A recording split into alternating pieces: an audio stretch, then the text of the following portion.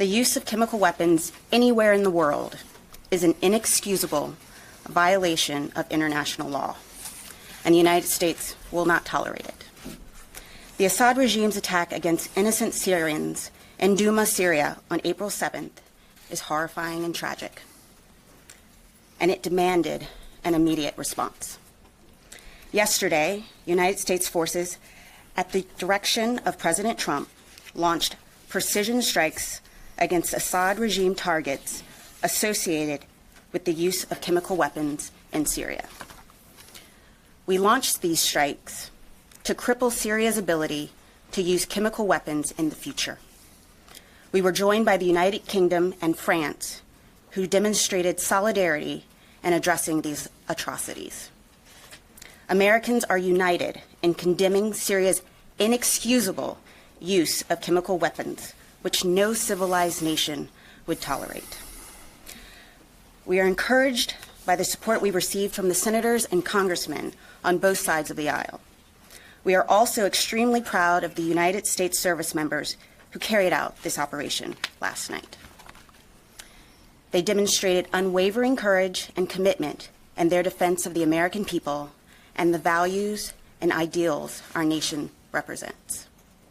This operation was carefully orchestrated and methodically planned to minimize potential collateral damage. I can assure you we took every measure and precaution to strike only what we targeted and we successfully hit every target. This operation does not represent a change in U.S. policy, nor an attempt to depose the Syrian regime. These strikes were a justified, legitimate, and proportionate response to the Syrian regime's continued use of chemical weapons on its own people. We do not seek conflict in Syria, but we cannot allow such grievous violations of international law. Our goal in Syria remains defeating ISIS by, with, and through the 70-nation coalition. But we will not stand by passively while Assad, backed by Russia and Iran, ignores international law. The Assad regime's actions in April 2017 and again on April 7, 2018, show they have abandoned their commitments to the international community and resorted to illegal tactics against the innocent Syrian people. We call upon Russia to honor its commitment to ensure the Assad regime dismantles its chemical weapons program and never uses chemical weapons again. We support our diplomats who are working to set the conditions for the United Nations-backed Geneva process to succeed. And we look forward to working with the United Nations envoy to Syria, Stefan de Mistura, in an effort to maintain transparency. General Mackenzie will now provide a detailed overview of the actual operations. General Mackenzie. Thanks, Dana. Ladies and gentlemen, good morning. I'm going to spend the next couple of minutes just talking about the military details of the strikes that we executed last night. And could I get the first graphic up, please? As you've heard from the President of the United States and directly in this room from Secretary Mattis and Chairman Dunford, the United States, the United Kingdom, and France, 3 of the 5 permanent members of the UN Security Council, conducted a proportional, precision, coordinated strike in response to the Syrian regime's continued use of chemical weapons. This combined military strike was directed against 3 distinct Syrian chemical weapons program targets, and I'm going to show them to you in turn on the monitor behind me, and I think you have access to that information also. The 3 facilities are more appropriately were fundamental components of the regime's chemical weapons warfare infrastructure. Let's go to the first slide, please. The Barza Research and Development Center. Next slide. Pardon me. The Him Shinsar Chemical Weapons Storage Facility. And last, in the next slide, please, the Him Shinsar Chemical Weapons Bunker Facility, which is located about 7 kilometers from the previous Him Shinsar site. This strike aimed to deliver a clear and ambiguous message to the Syrian regime that their use of chemical weapons against innocent civilians is inexcusable and to deter any future use of chemical weapons. We selected these targets carefully to minimize the risk to innocent civilians. We're still conducting a more detailed damage assessment, but initial indications are that we accomplished our military objectives without material interference from Syria. I'd use 3 words to describe this operation: precise, overwhelming, and effective. Let's go back to the first Barza slide, please. Against the first target, the Barza Research and Development Center, which is located in the greater Damascus area, we employed 76 missiles. 57 of these were Tomahawk land attack cruise missiles, and 19 were Joint Air-to-Surface Standoff Missiles, or JASSMs. As you can see for yourself from the graphics, initial assessments are that this target was destroyed. This is going to set the Syrian chemical weapons program back for years. And you'll also note that we've successfully destroyed 3 buildings in metropolitan Damascus, one of the most heavily defended aerospace areas in the world. Next slide, please. Against the second target, the Hem Shinsar chemical weapons storage facility, which is located in Syria just west of Homs, 22 weapons were employed: 9 U.S. TLAMs, 8 Storm Shadow missiles, 3 naval cruise missiles, and 2 Scalp land attack cruise missiles. So this target was attacked by all coalition forces. Our Tomahawks, the British Storm Shadow, and then the French missiles went against it as well. Against the third target, next slide, the Hem Shinsar chemical weapons bunker facility, we deployed 7 Scalp missiles. Again, the initial assessment is that this bunker facility was successfully hit. I'd now just like to talk a bit about the specific platforms that were part of this strike. And let's go back to the first slide, please. The missiles that I've just described were delivered from British, French, and U.S. air and naval platforms in the Red Sea, the Northern Arabian Gulf, and the Eastern Mediterranean. All weapons hit their targets at very close to the designated time on target of about 4 a.m. in Syria, which of course is 9 o'clock here on the East Coast. I'm going to give you a little more details now about the platforms. First, in the Red Sea, the Ticonderoga class cruiser Monterey fired 30 Tomahawk land attack cruise missiles, and the Arleigh Burke class destroyer Laboon fired 7 Tomahawks. In the North Arabian Gulf, the Burke class destroyer Higgins fired 23 Tomahawks. In the Eastern Mediterranean, the French frigate Languedoc fired 3 missiles of their naval version of the Scap missile. Also in the Mediterranean, the Virginia-class submarine John Warner fired 6 Tomahawk missiles.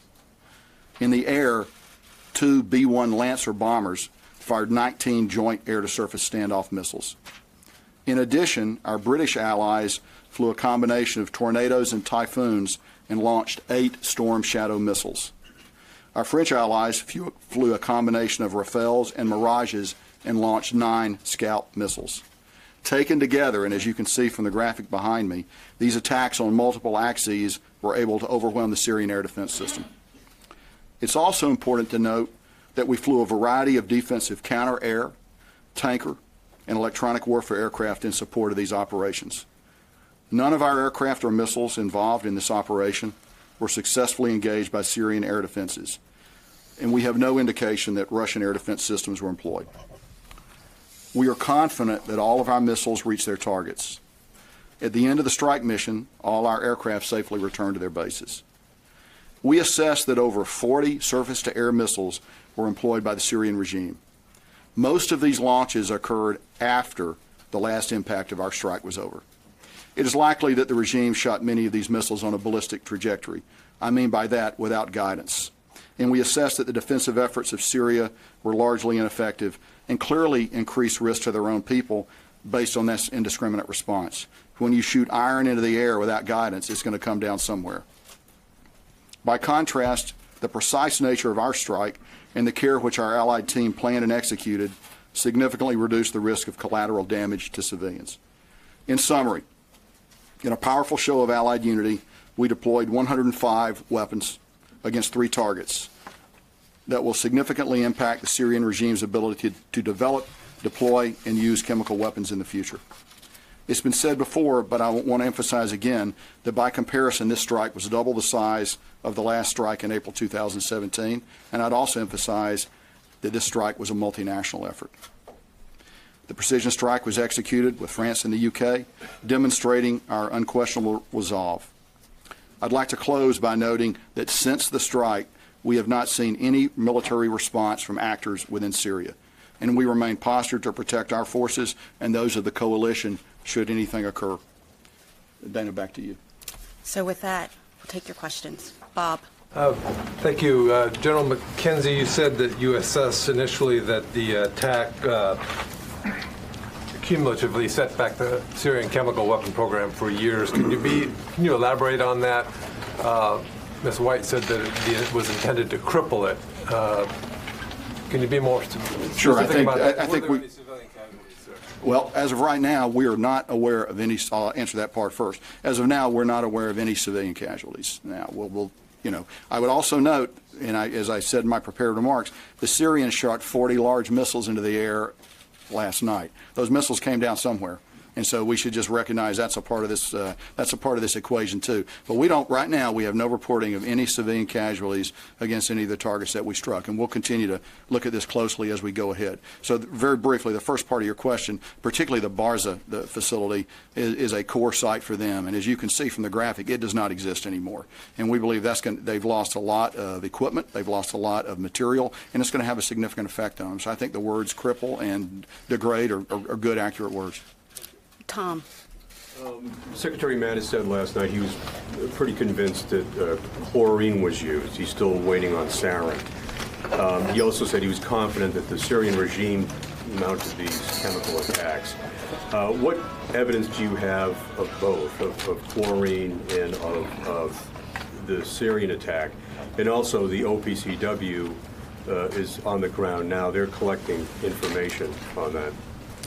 We are still assessing, but as the Secretary said last night, he is confident of the evidence that we already had, and which is why he recommended the strikes last night. But we are still assessing and getting details, and we can provide more details once we have them. Well, can you give us a sense of what evidence you do have?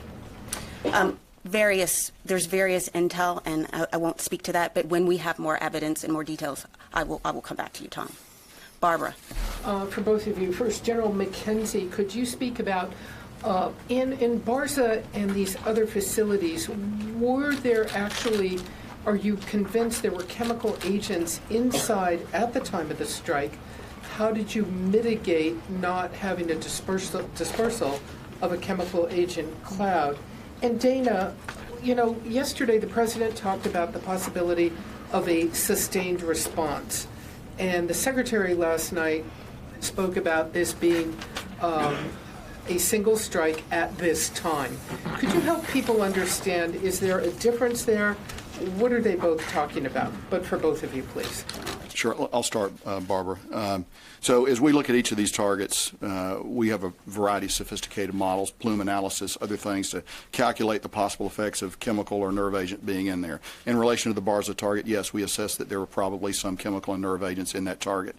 However, we believe that by the way we attacked it, the attack profile that we used, the way our weaponeers looked at it, we were able to minimize that. And so I just leave it at that. You'll be able to judge over the next few hours the results of that, but we believe that we successfully mitigated against the fact that there are illegal and unauthorized weapons at these sites. Just to interrupt very briefly, are you doing any post-attack air sampling to see if there was any dispersal? We look at the target through a variety of means.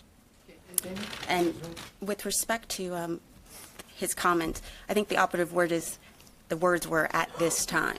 What happens going forward has everything to do with the Assad regime. We sent a very clear message last night, and we hope that he heard it. Joe. General Mackenzie, have you had any contacts with the Russians through the deconfliction lines in the aftermath of these operations, or are you planning to have such contacts in the next few hours? As you know, the deconfliction channel, which we use between we and the Russians, has operated frequently over the past few months. It continued to operate frequently leading up to this strike and in a routine basis after the strike. Hans. General Mackenzie, the 3 targets that you struck, were those manufacturing or researching chlorine or sarin? A little of both, and particularly in the Marza target, but there's a little of both. And did any of these facilities have any other non-military application? No, they're essentially, this is what they do principally. There may be other activities that are carried on there, but this is the core activity associated with these sites. Phil. You said that none of the Russian air defenses were not turned on. How do you explain that? Was there an agreement? I'm sorry, I didn't say the Russian air defenses were not turned on. I said they weren't employed. They weren't employed, I'm sorry. Was there an agreement with the Russians that they would not employ their air defenses? And then also, you said that the Syrian air defenses did not have any significant impact on the operations. Is that to say that there was no interception of any of these missiles that were fired? Sure. So we did no coordination, no agreements with the Russians before the strikes. Important to know that. We deconflict. We do nothing more than that. And I want to say that to the best of our ability to determine at this time, no Syrian weapon had any effect on anything that we did. Tara. Thank you. Dana, for you, last year when a similar type strike occurred, there was an assessment that it had degraded Syria's ability to generate chemical weapons, yet a couple of months later the Pentagon thought that that specific airfield was right back at it. What assurances do you have now that you've significantly degraded Syria's ability to generate chemical weapons? And then for General Mackenzie, that slide appears that the B-1s were escorted by U.S. fighters. Could you tell us who escorted the B-1s and what type of surface-air missiles were shot out in the air, the 40? And then getting back to the Russian defenses, if their defenses weren't employed, were Russian radars at all employed? Were they painting any of the U.S. aircraft? So I'll take the first one. Last year, the focus was on the delivery.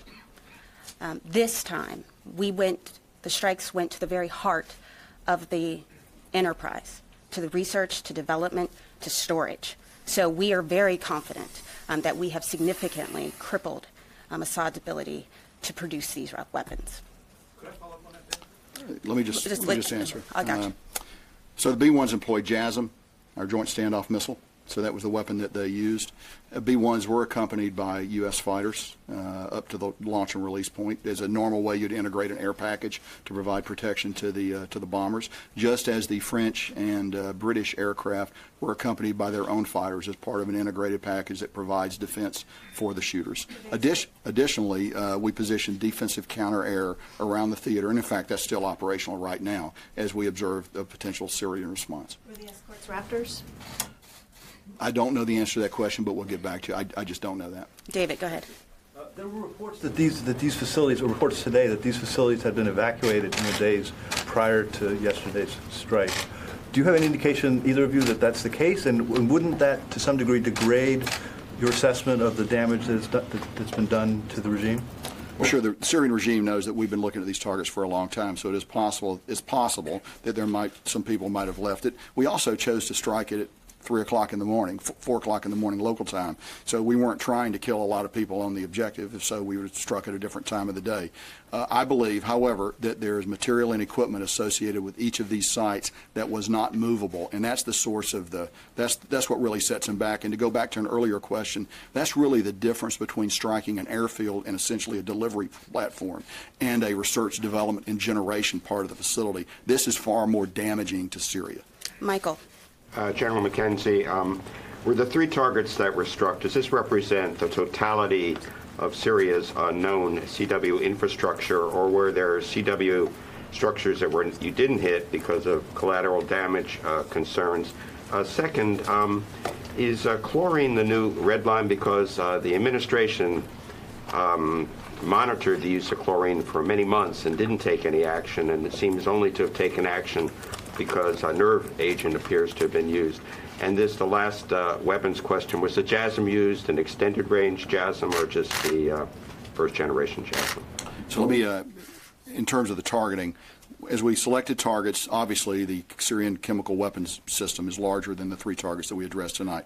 However, these are the targets that presented the best opportunity to minimize collateral damage, to avoid killing innocent civilians, and yet to send a very strong message. We could have gone to other places and done other things, but we, in close coordination with our allies, decided these were the ones that best fit that criteria. So there's an element that is not part of the. There are other elements, and we'll continue to examine those as we go forward. So we did employ the JASSM ER. And you say you destroyed most of the infrastructure, 50%, 80%, or? You can look at the map. You can look particularly at the Barza site and make your own conclusions. I would say they had 3 buildings there and a parking deck, and now they don't. So I think that's probably the one that's easiest to see because it's a building structure. I think we dealt them a severe blow. There's some left, but we dealt them a severe blow. And What about the prospective use of chlorine in the future? The administration didn't act in the event of previous uses of chlorine. Dana, will it act now? Is that a new red line? What's important to understand is that the Assad regime has a pattern of using chemical weapons against its own people, against the Chemical Weapons Convention, despite the fact that they had agreed to it, and despite the fact that the Russians were their guarantors. So what happens next has everything to do with what the Assad regime decides to do. And it has everything to do with what the Russian government decides to enable as well. Stephanie? Thanks, Dana. Why does the administration, just talk a little bit about this, and you guys have touched on this, but why does the administration feel these strikes are enough to deter the Assad regime from using chemical weapons again? I'll pass it to the general in a second. We were very methodical in making the decision about these sites, and it was a deliberate decision to go to the storage facilities, to go to the research and development facilities. That was the difference.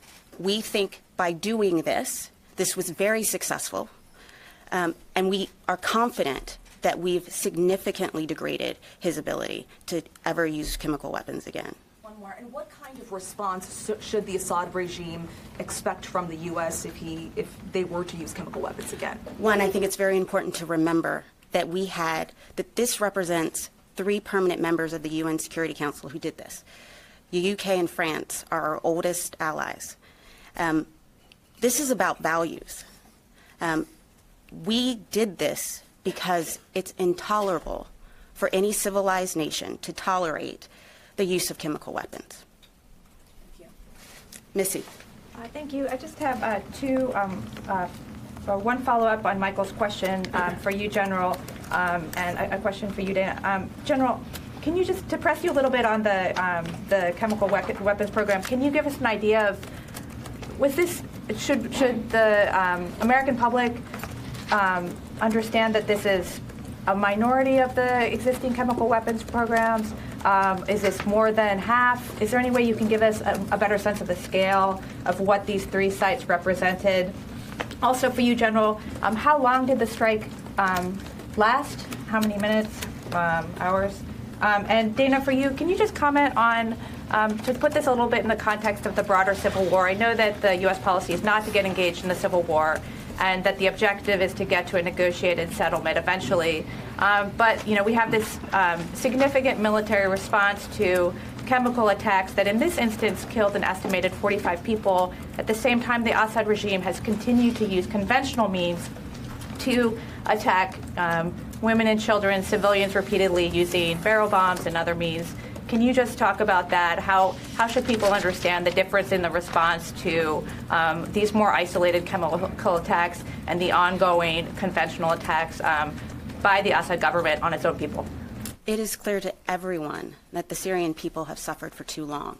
And it's why we are 100% behind the UN-backed Geneva peace process. And we encourage our allies and partners in the region to also help facilitate that conversation. We have a new UN envoy, and this is an opportunity to really put real steam behind the process.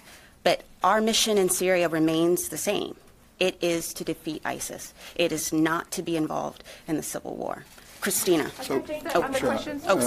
It's Christina, yeah. I'm sorry. There you go. Missy, so your 2-part question. First, we believe that by hitting bars in particular, we've attacked the heart of the Syrian chemical weapons program.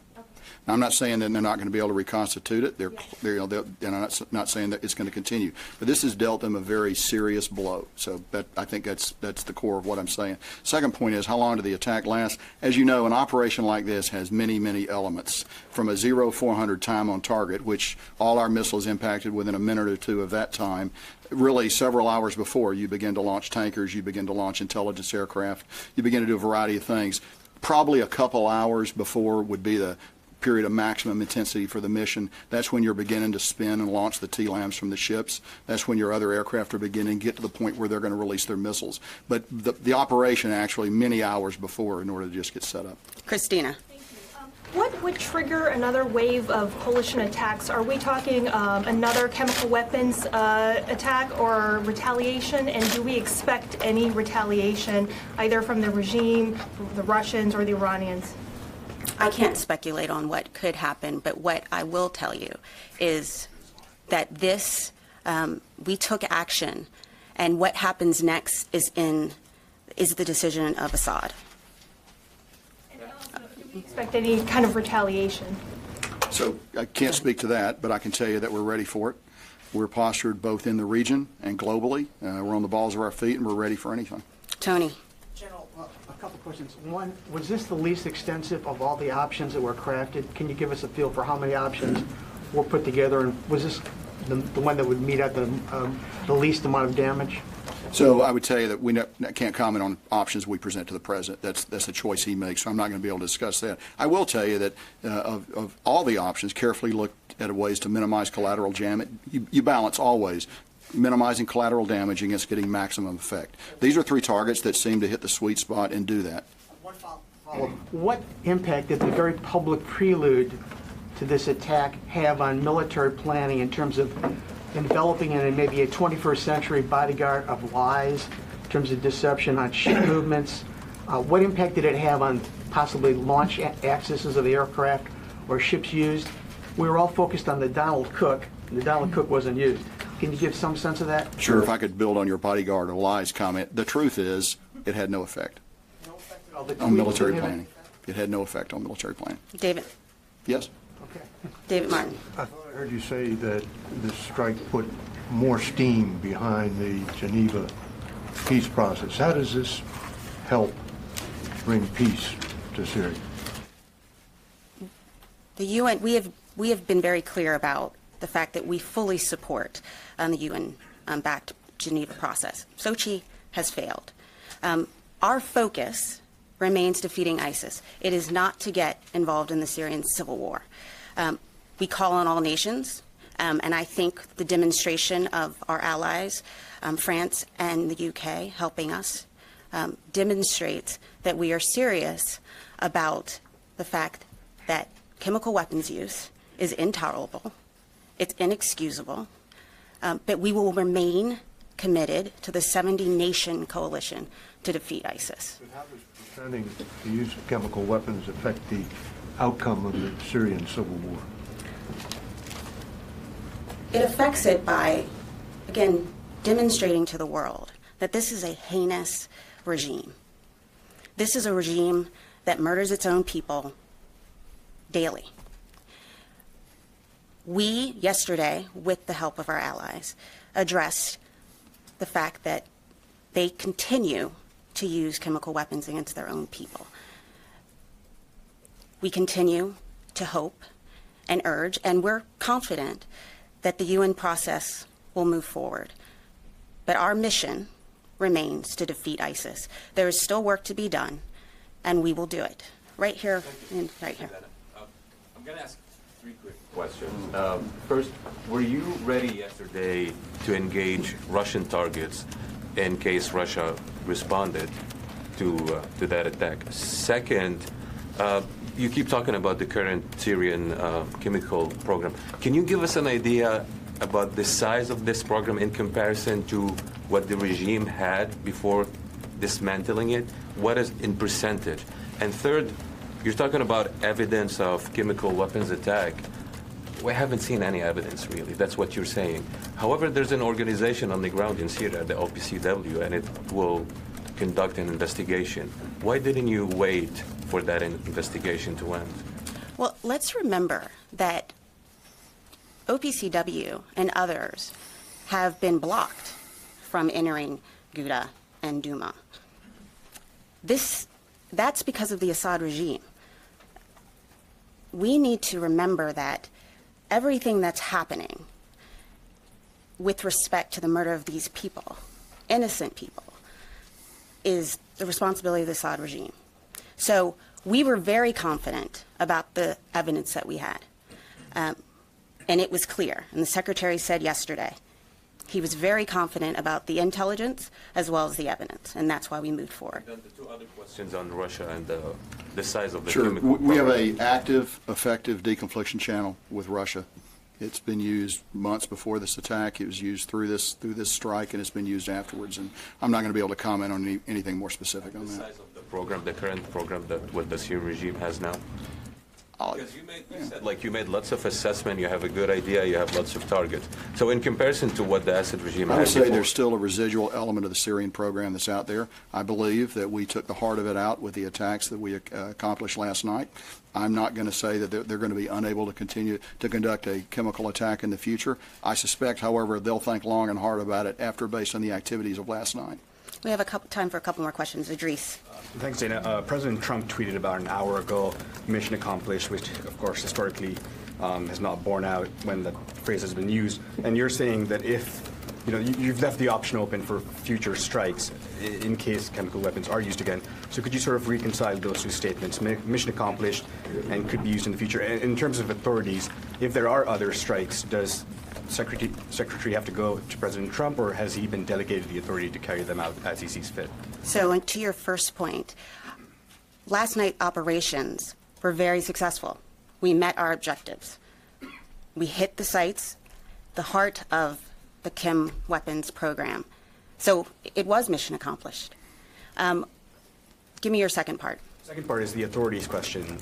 If there are future strikes, does the same process have to go where you go to the NSC and the PCC? What is the process now? As the Secretary said last night, the President has the authority under Article 2 to defend U.S. interest and national interest. And so I'm not going to speculate on anything that happens in the future, but this was a fully legitimate operation. Ryan. General Mackenzie, did the chairman of the Joint Chiefs, General Dunford, did he communicate with General Gerasimov in the days or hours leading up to this strike? And then, in addition, do you assess that this has actually fundamentally changed the military balance of the Syrian civil war, or is the Assad regime maintaining its advantage? So I go back to some of the things I've already said about the deconfliction channel with the Russians. It's a multi-level, robust system of communication that we've employed for some time. I'm not going to be able to give you any more information on a particular conversation that the chairman may or may not have had. What was the second part of your question? Military balance of the civil war. Do these strikes fundamentally affect that, or is the Assad regime's apparent ascendancy remain? I think our strikes were targeted to send a message about the employment of chemical weapons, and I think they were successful achieving that military objective. Well, I want to get someone who hasn't spoken, but way in the back here. Connie. Channel 4 News. Thank you, Dana. Just following up on Idris's question, this question of mission accomplished. If the mission is to deter President Assad from spreading chemical weapons, isn't it actually impossible at this stage militarily to know whether that mission, as described, was accomplished? Last night's operations were successful. We met all of our objectives. We hit all of our targets successfully. No aircrafts, allied aircrafts were engaged. It was a successful mission. What happens next depends on what the Assad regime decides to do. Right over here. Thanks, Patrick Tucker, Defense One. You said earlier that you didn't observe any material effects on forces during the strike. Can you describe any other effects, electromagnetic or cyber effects that were perhaps targeted towards coalition craft? And also, have you observed any activity around residual or remaining sites that you didn't strike that suggests perhaps an after-action plan to hide or use chemical weapons in some other way? The Syrian response was remarkably ineffective in all domains. That's probably the best answer I can give you. So they had no material impact on the strike. As I noted in my prepared comments, they actually typically began to fire their missiles after the last impact of our weapon. So no appreciable effect that we know at this time. Any observable activity around sites? Finish your thought. Other activity around other sites, perhaps movement of weapons or movement of chemicals or movement of equipment? I just don't have that information right now. Sorry. Okay. Tom, yeah. You said we're very confident about the evidence we have.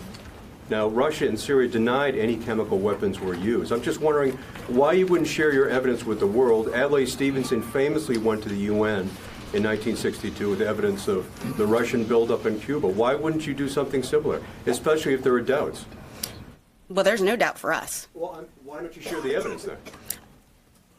One, a lot of this has to do with intelligence. And I'm very happy to show evidence if I can. But we were very confident about the decisions we made. I'm going to take one more question from Aaron. You've already spoken. Come on, give someone else a chance. Aaron. Just a couple of clarification points. Thanks, Dana. General Mackenzie, you said, I believe, there's still an air defense package in operation right now in case there's potential for retaliation from either Syrian or Russian assets. How long do you intend to keep that package in the area, specifically keeping an eye on if there's kind of a retaliation to this strike? And then during the strikes last year, a couple of the TLAMs, I believe, failed, just not because of interference, but they just failed. Were there any weapons that didn't make it to their targets this time? None of our Tomahawks experienced any problems. Weapons? I don't believe so, no. And your last question, we typically keep DCA over deployed forces in eastern Syria.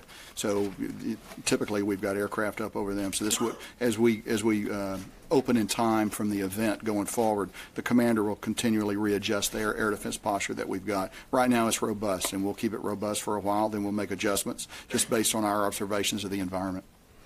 Lucas. General, the Syrian government is saying they shot down over a dozen Tomahawks. Are they lying? And what Syrian military units did you strike? And for the people at home, can you explain this deconfliction? You say you didn't coordinate or give a heads up to the Russians, but you said you deconflicted.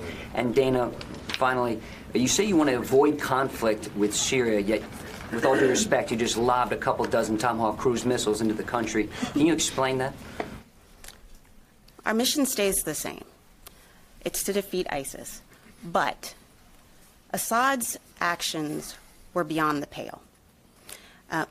Again, we will 100%, and we are supporting Envoy de Mistura. We will continue to do that because we want a diplomatic, political resolution to the Syrian conflict. But civilized nations can't let what's happened in Syria stand. So with that, I'm going to... Oh, sorry, go ahead. Sure. So you asked about deconfliction. Probably the best way to understand it is this.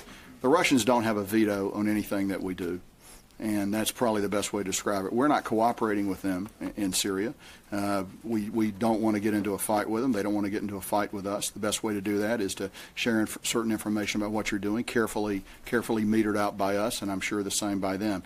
But we're not cooperating with them, and they have no veto over what we do. At the same time, we owe it to our servicemen and women and those of our coalition partners to do the best we can to simplify the environment in which we're going to fight. So the deconfliction mechanisms allow us to do that. As to the last part of your question, I can't help you with what the Syrians are saying or not saying, but I'm telling you it's what actually happened. And on that point, as Secretary Mattis said last night, the Russian disinformation campaign has already begun. There has been a 2,000% increase in Russian trolls in the last 24 hours. Therefore, we will keep you all abreast of the facts moving forward. Thank you all very much. General, does this operation have a name?